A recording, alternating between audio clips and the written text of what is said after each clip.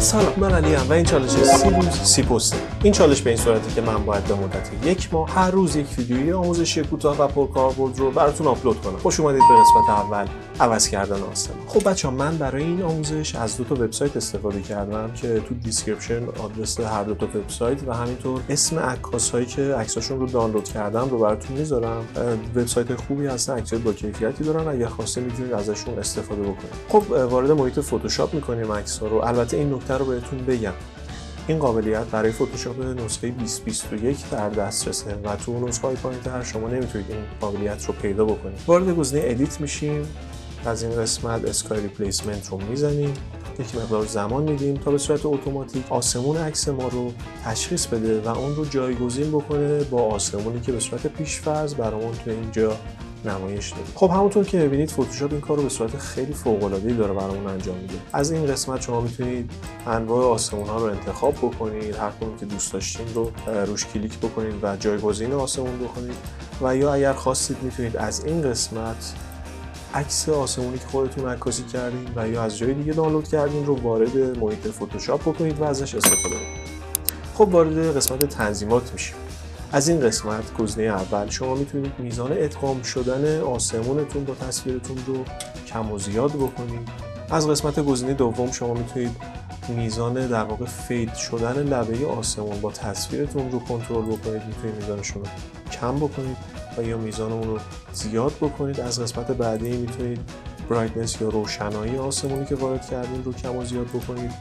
قسمت بعدی برای اینه که رنگ هاتون به سمت آبی برن و یا به سمت رنگ زرد برن. گزینه بعدی برای اسکیل که میتونید مشخص کنید که آسمونی که وارد کردید اسکیلش یا همون ابعاد و سایزش کوچیک‌تر باشه و یا بزرگتر باشه. گزینه بعدی که گزینه مهمی هم هست، در واقع شما باید به عکسی که وارد کردین دقت کنید و سایه‌های اون رو در نظر بگیرید. به عنوان مثال تو این عکسی که من وارد کردم، سایه‌ها از راست به چپ هستن. این گزینه برای اینه که من آسمونمو از راست به چپ قرار بدم و یا از چپ به راست. بنابراین توی این تصویر با توجه به سایه‌هایی که دارم ترجیح بر اینه و درستش اینه که آسمون من از راست به چپ باشه. گزینه بعدی مربوط به تنظیمات روشنایی، همونطور گزینه آخر هم مربوط به تنظیمات رنگی کل تصویر. در نهایت من میتونم گزینه اوکی رو بزنم و تغییرات برام اعمال میشه. حالا شما میتونید قبل و بعد این عکس رو ببینید. به نظرم فوق‌العاده است. حالا بیاین این ادیت رو روی یک عکس دیگه هم امتحان بکنیم. مجدد وارد گزینه ادیت و اسکای ریپلیسمنت میشم. باز هم چند لحظه صبر میکنیم تا به صورت اتوماتیک آسمون رو تشخیص بده و اون رو برامون جایگزین بکنه. خب همونطور که می‌بینید فتوشاپ توی این عکس هم امتحانش رو به خوبی پس داد. همونطور که بهتون گفتم گزینه اول مربوط به ادغام شدن آسمونتون به تصویرتونه.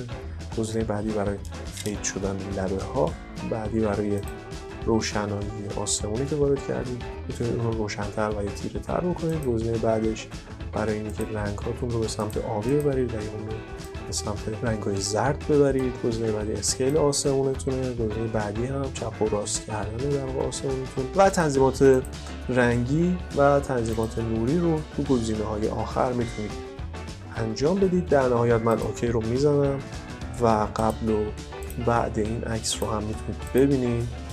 به نظرم که فوق‌العاده است. خب بچه‌ها، امیدوارم که از این آموزش لذت برده باشید. اگه عکساتون رو با این روش ادیت زدید حتما برای من بفرستید.